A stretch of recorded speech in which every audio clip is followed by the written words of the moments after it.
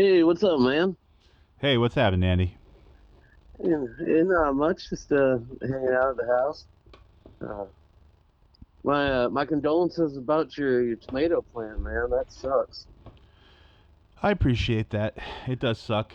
It does suck, but I appreciate that. Yeah, it's man. I used to have a party house where people played music and stuff in my early 20s in Boone, and every time you have a party, it just I don't know. It was yeah. It just feels like you're trying to do stuff and you're inviting people into your home and people are jerks. Yeah, there's always a couple, right? Yeah, it yeah, Well, it sucks because you feel like well somebody you knew had to have seen something, but yeah. I mean, maybe it just happened really late and nobody did see something. Who knows? Well, yeah, that's true. And like today, just today, someone took a pepper plant out of the same pot. So it's got. I don't think it was the party. It's got to be like someone in the neighborhood or something.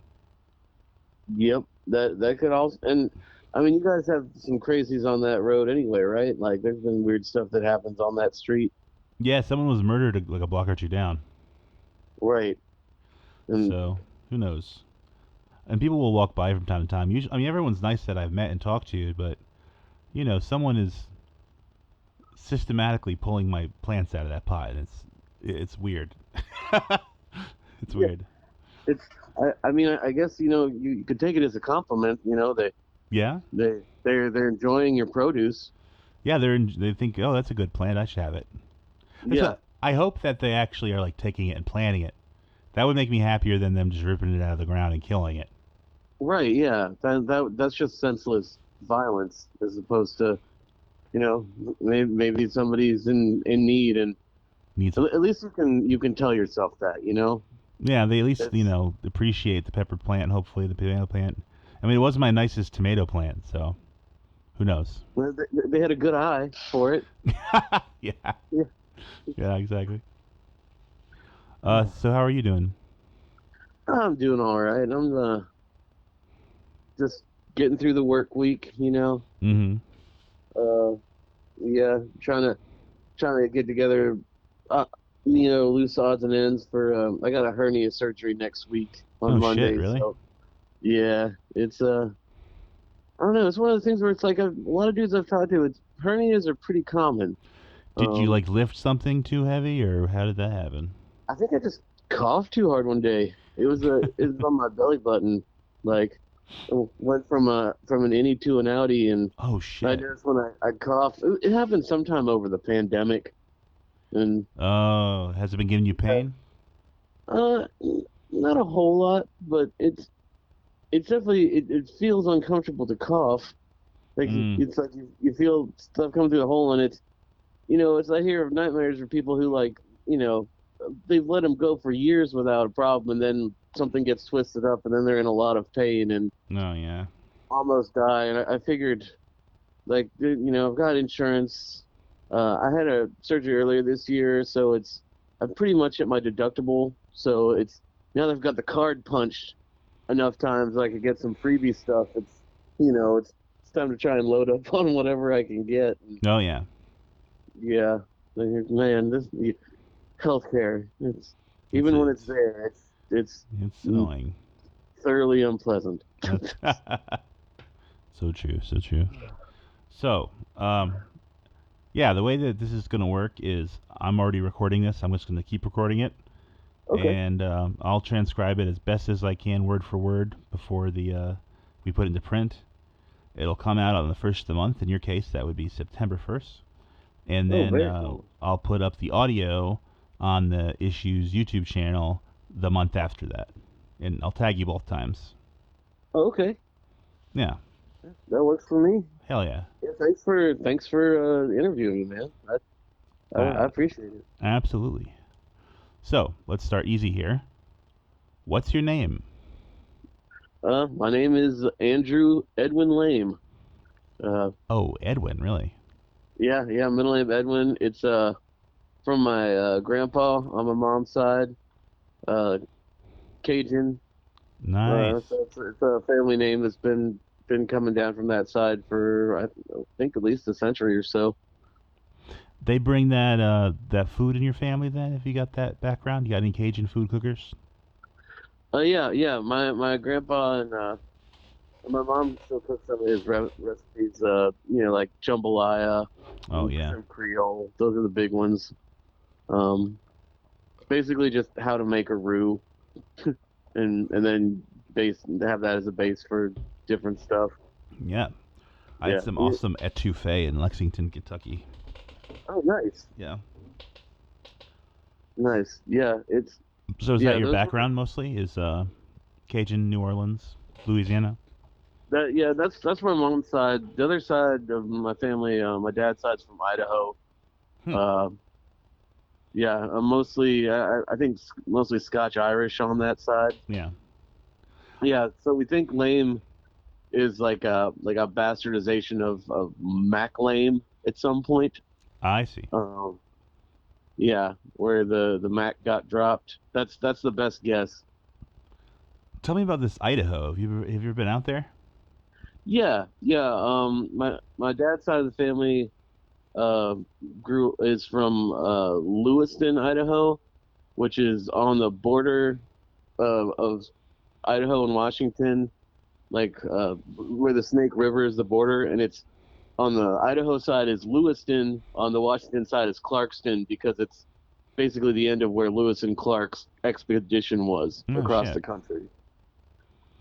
What's it like out there? Is it like is there lots of greenery or is it like pretty sparse?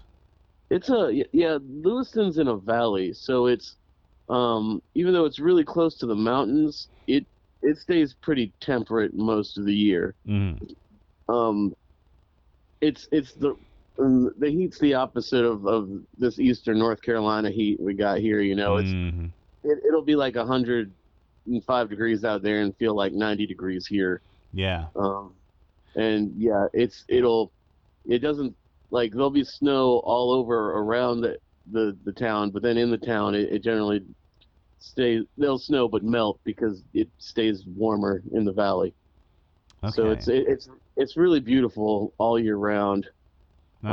And then yeah, right up through that area is yeah, a lot of small mountain towns Mm. between there and like Spokane on the other.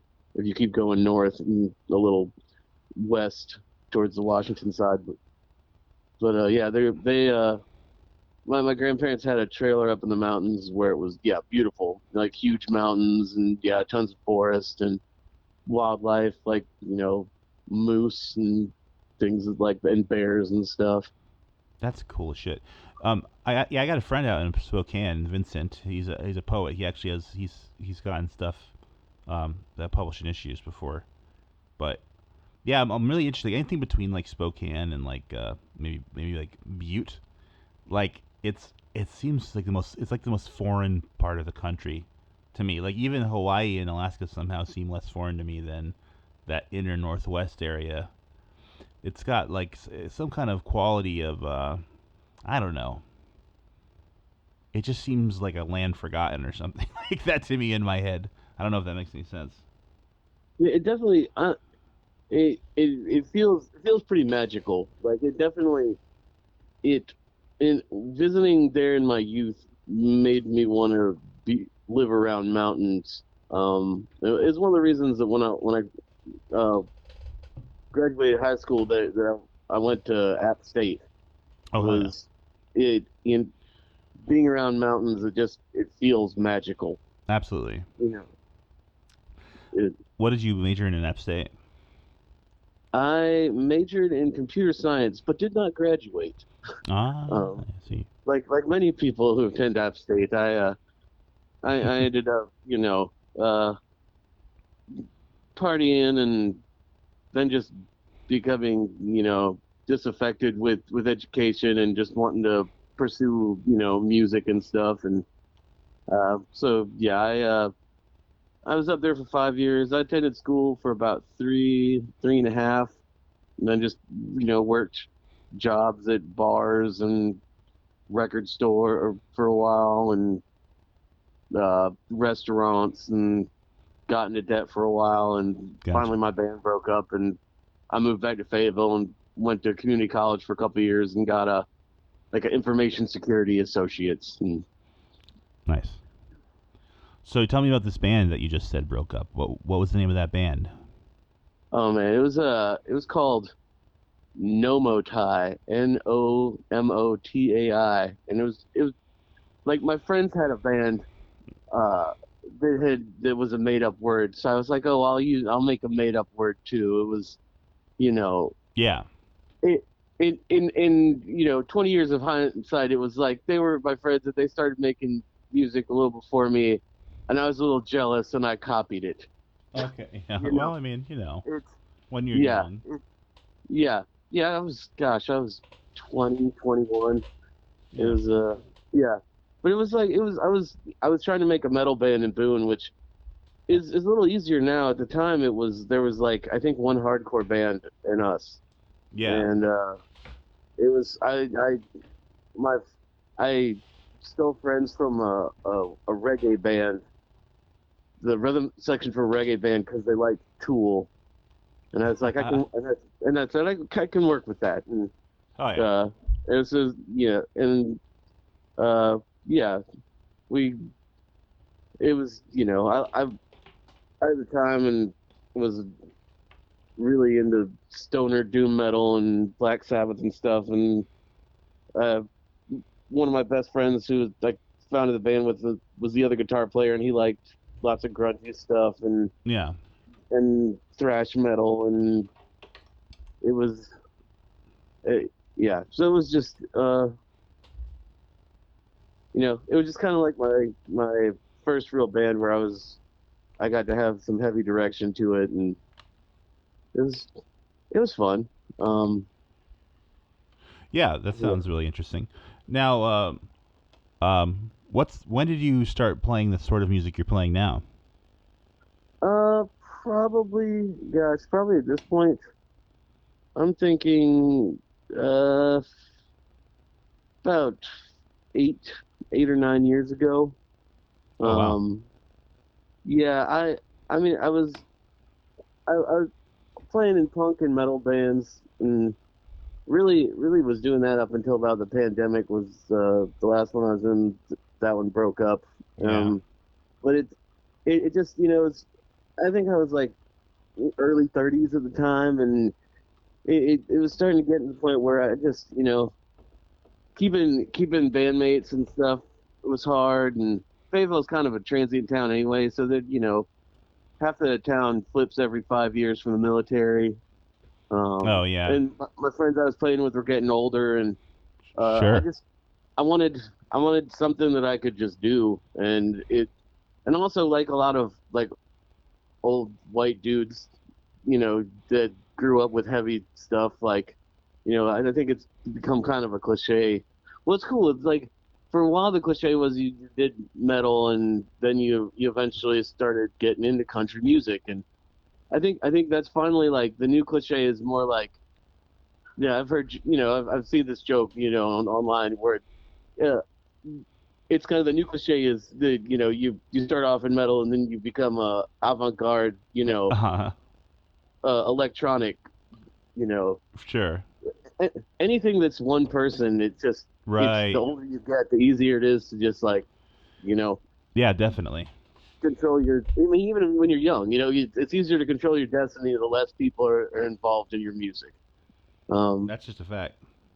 yeah. So yeah, I think I guess at about a decade ago at this point, 8 or 9 years, I'd always um, I had this the hybrid picking style I picked up from my dad when I was a little kid, watching him do it, and just kind of started trying to develop that enough so that I had enough going with the guitar to accompany myself, and it was really about that time that I started to delve into the artists I'd want to emulate in it, like Towns Sure. Van Zandt and Graham Parsons and Right. Blaze Foley and stuff like that. Now tell me what was it in those artists that you found so inspirational?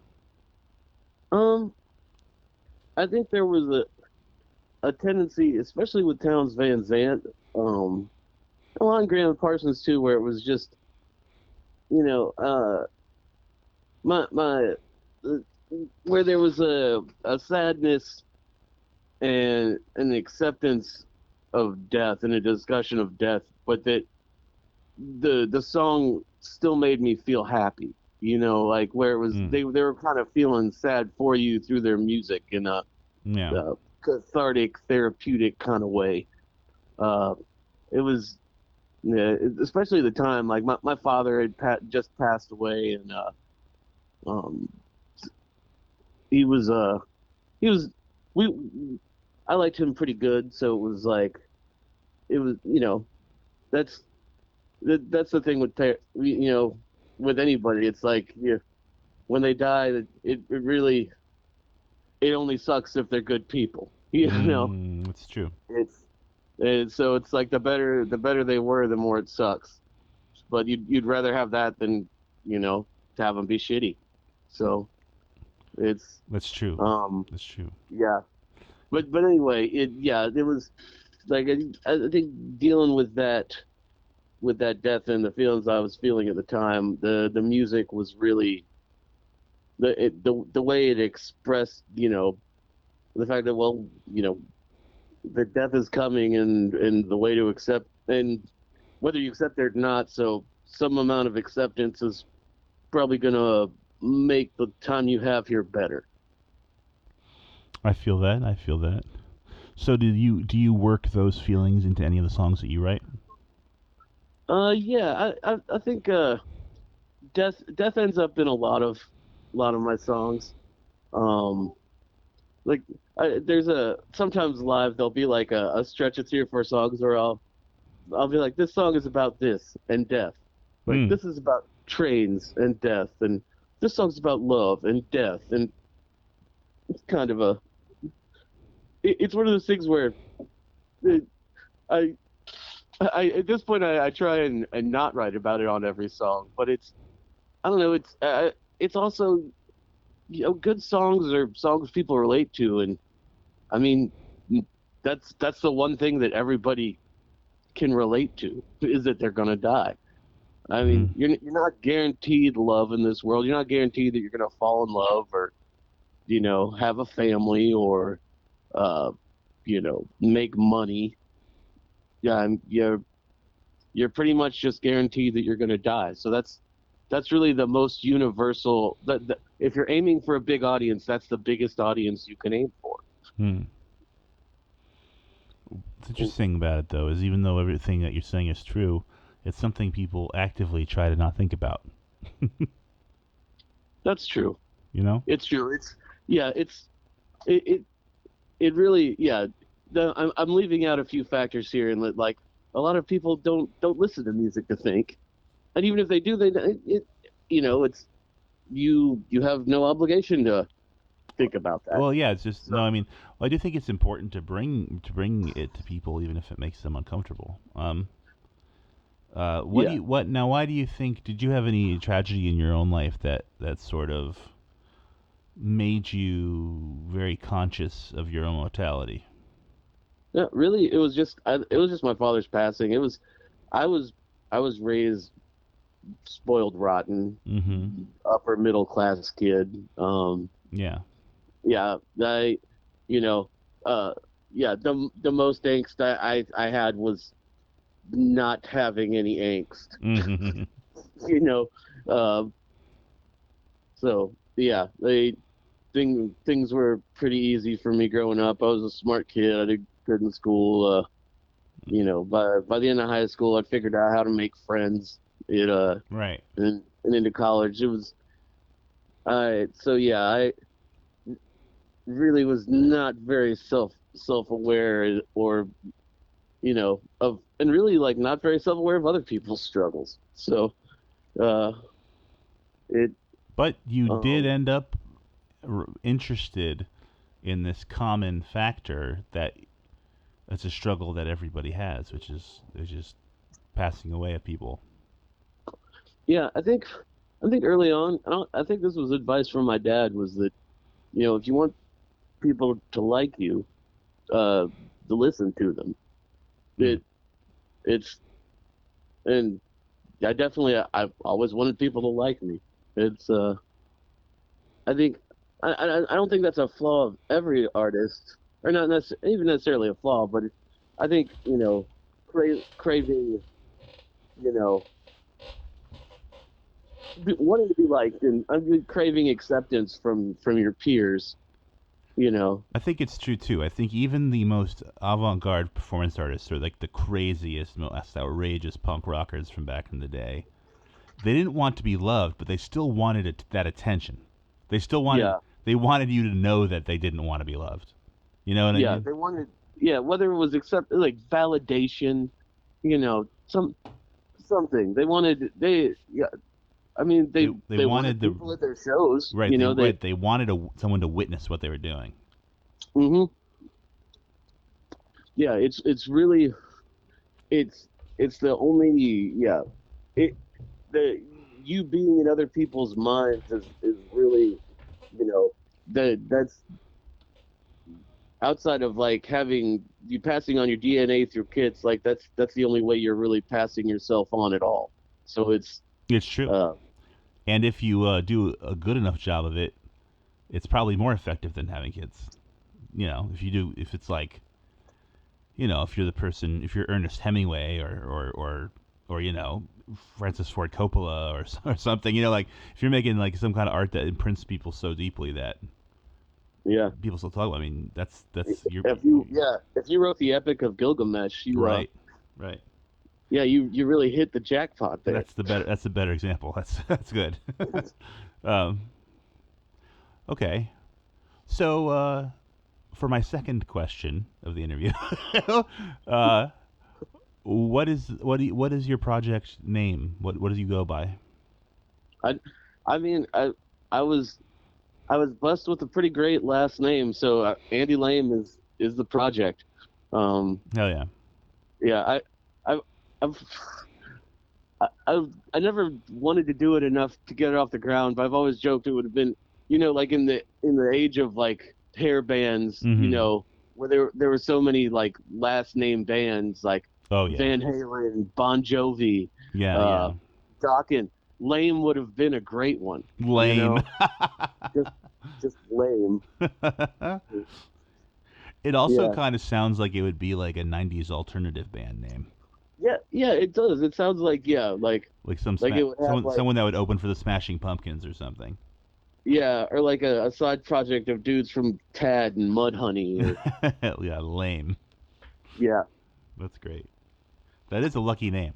You won the lottery on that one. Yeah, my father retired from the military as a major, so he was Major Lame. And, I didn't realize it never occurred to me the inherent comedy of that until I was I think I was in late high school when a friend of mine pointed out to me that that's pretty ridiculous. Definitely, it's very good. Yeah. Okay. Whew. So, how old were you when you started getting an interest in playing music, do you think? Let's see. I think I was I, maybe. So I'm trying to think. Okay, so I know I asked my dad for a guitar in seventh grade, I think, and he put one of his acoustics in my room and said, "Well, if you figure stuff out, I was like, I want an electric guitar." At that point, I think right around sixth or seventh grade was when. Before that, all I listened to was Weird Al Yankovic. Oh, hell yes. Yeah, that was my first That intro to was my music. opener too. Weird Al was Yeah, I had like 4 of his CDs when I was in like 7th yeah, grade. That's crazy. That's yeah. great. I had a Walkman with like um, Dare to Be Stupid Yes, I had that and one. Weird Al in 3D That's a good one. and um, the Jurassic Park one Uh-huh. and the one with I stole the Nirvana one from my sister. That was what started it, and then my sister threw away Countdown to Extinction by Megadeth, and I fished that out of the trash, and when I got into metal, and I remember having, fantasies. Like I'd be mowing the yard, and I'd have the Walkman, and that Megadeth tape was the only thing I listened to, I think, for 6 months. And I'd have that was when I'd ask for a guitar because I'd have fantasies. I'd fantasize about learning Megadeth songs and playing them for my friends and thinking, oh man, everyone's gonna think I'm so cool and I'd be so popular Hell yeah. if I learned Megadeth songs, Yes, fuck yeah. which was Which is was not really true, but it's yeah, fun. it would have. It's probably good that at that point I didn't get good enough to learn Megadeth songs because I probably would have gotten disillusioned quickly with the yeah the rewards in terms of moving up the social ladder. That's wild. Like your story is actually pretty similar to mine musically because I first thing I ever got into sixth grade, seventh grade that wasn't my parents' music was Weird Al, and I had the Star Wars soundtrack. By Oh, that's awesome. and it was really nerdy. And then my sis, I also found the CDs my sister decided weren't cool anymore, and listened to those. Only in my case, it was the Sex Pistols and it was the Doors. Those Oh really, wow. um, but she was too punk for the Sex Pistols at that point, so she left that out, and I'm like, I'll take it. But yeah, it's interesting how older siblings can have an unintentional effect in that way. Yeah, and yeah, oh yeah, and yeah, that was the beginning of a to this day, me and my sister, bringing stuff to the table that the other one likes. Nice. Man, I remember the Sex Pistols was one of those bands I'd hear about as a kid, Yeah. and then it was I didn't it was like I I would start when I was in at the School of Science and Math my last years of high school in Durham, and I would go to the school kids there, Yeah. and you know you'd see a band that you'd heard about, and for this case it was Sex Pistols. So it Whoa.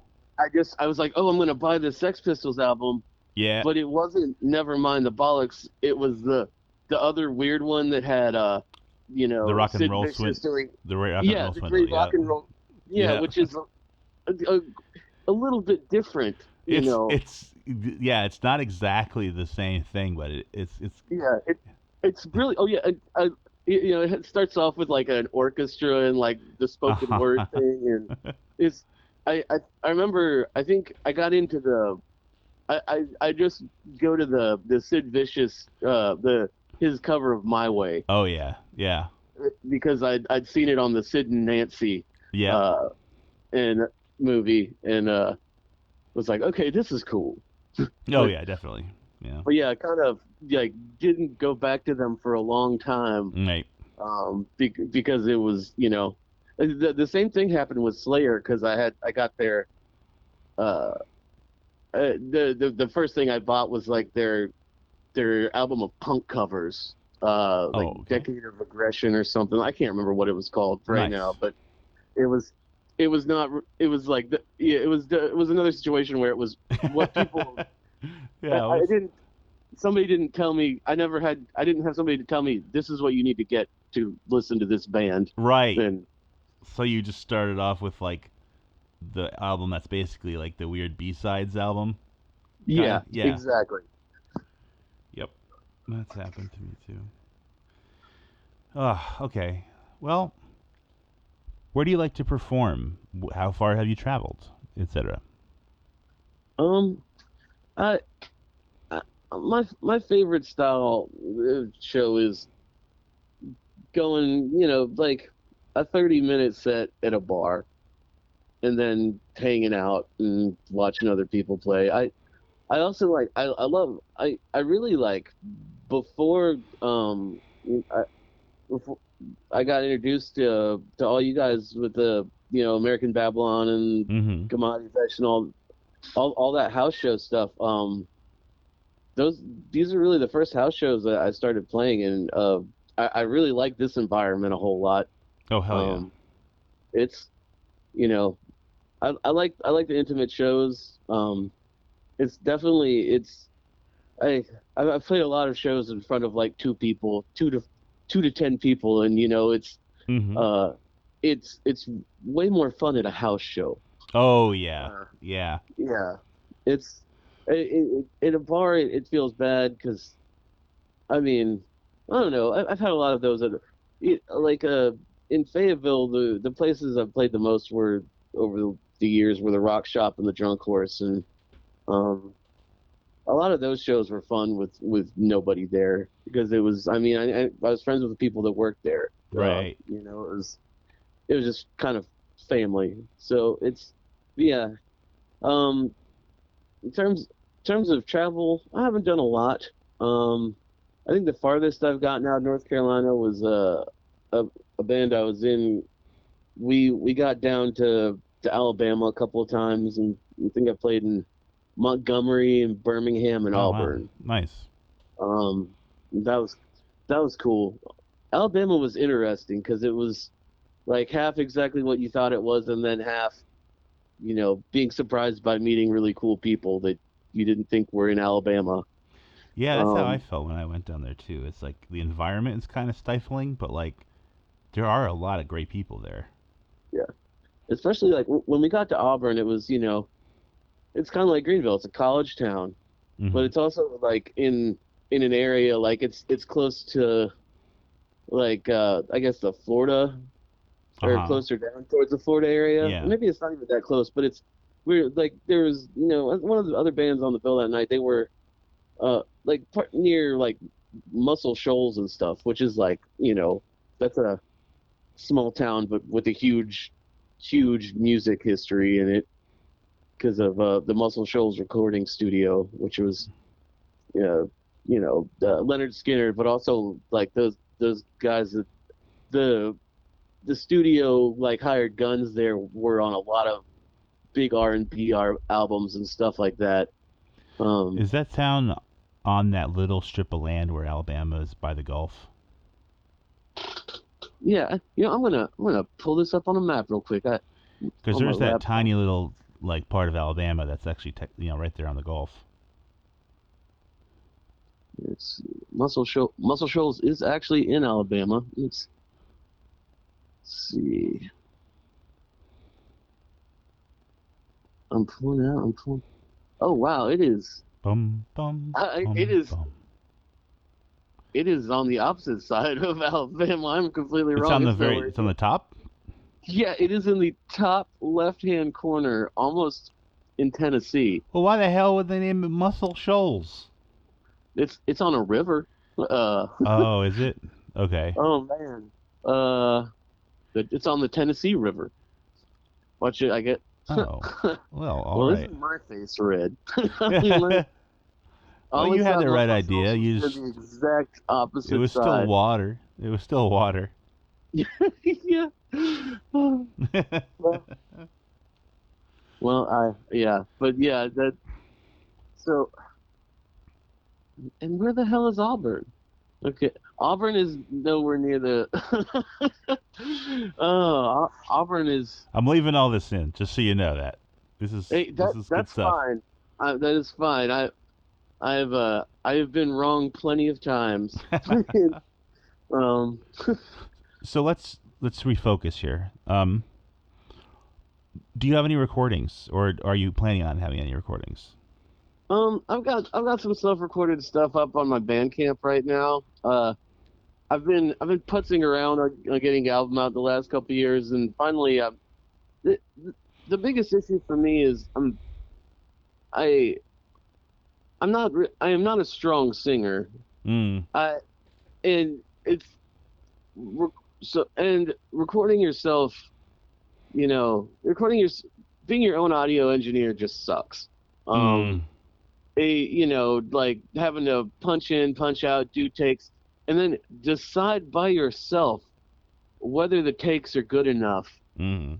to keep. And then, like, especially for consistency, it's like you generally want to do all of it in a day or so. So Yeah. it's You can't have an because, ego about it. yeah, so it's, I got off the phone with an old bandmate and buddy of mine from my Boone days, and he lives in Asheville now, and Nice. I'm planning on going up. I talked to him, taking a little time off, spending like a long weekend up there, and and trying to get and he said he would audio engineer for me, and his friend I trust, and Hmm. he's a really great accomplished musician and really good at recording. Really, got his own stuff. Do you mind if And I ask the name? yeah, his name's Carter Ross. Okay. Uh, yeah, he lived in he he. I think my favorite things, he had a band in Athens, Georgia called the Holy Liars that was really good. Uh, Good like southern rock type stuff. Mm-hmm. And yeah, he's a wonderkin though. Like he can play. He's a bass player. He can he could play Jaco Pastorius. He could Oh play shit. Leo Cotti's pieces on guitar. He's Nice. Wow. he's one of those people that's just great at everything he does. And Good for him.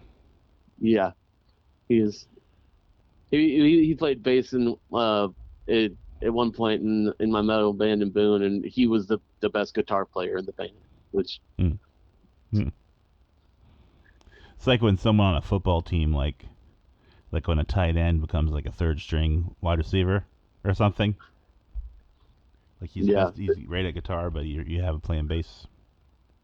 yeah, yeah. I like having bass players that are better guitar players than me. It's it's just it works. I've had a lot of them, and yeah, you just try and you just got to keep them in check, and you know you got to nag them a little bit and try and stay in their heads so they don't leave you. Like Right. I don't take any advice from me about relationships or bands. Hell yeah. Okay. Well, I'm gonna start winding down a little bit. Okay. Do you have anything you would like to promote? Let's see. Coming up, I've got.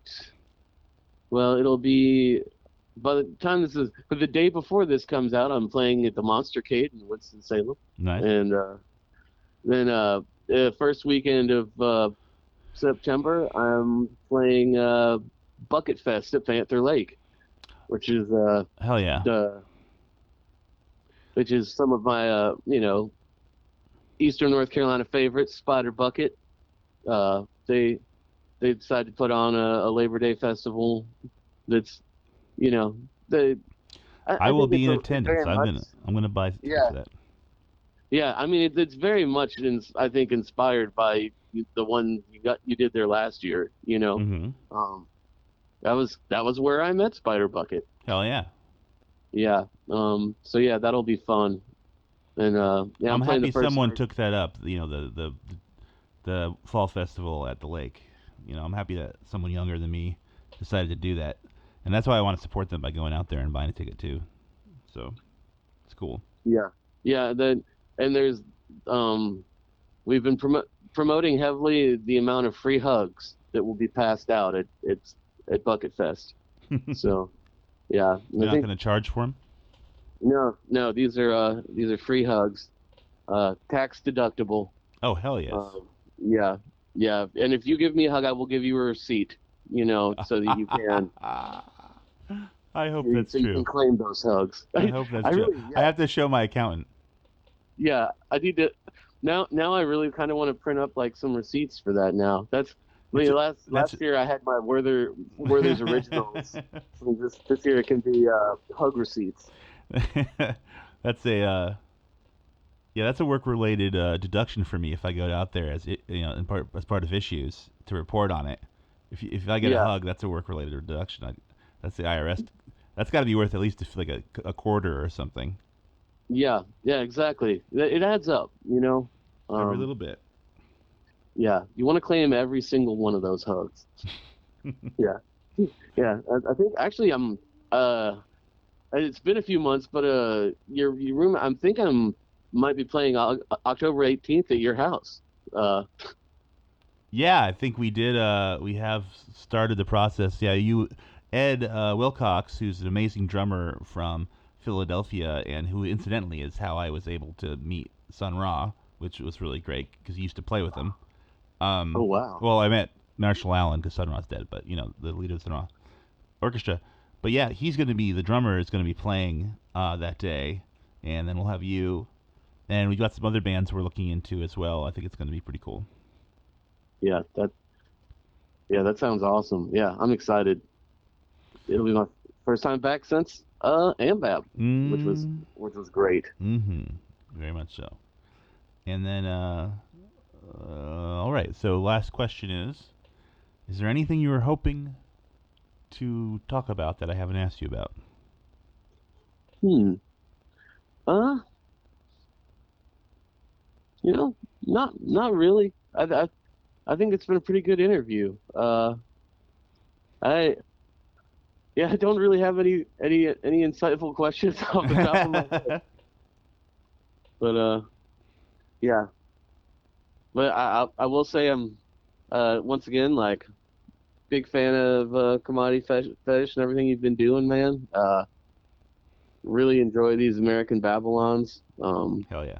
I've been just coming to the shows and beating all these brilliant artists and once again it's like you like doing things that make you feel smart and make you feel appreciated, and it really feels welcoming in this group of people. It it makes you want to make more art, and that's the best way you can feel.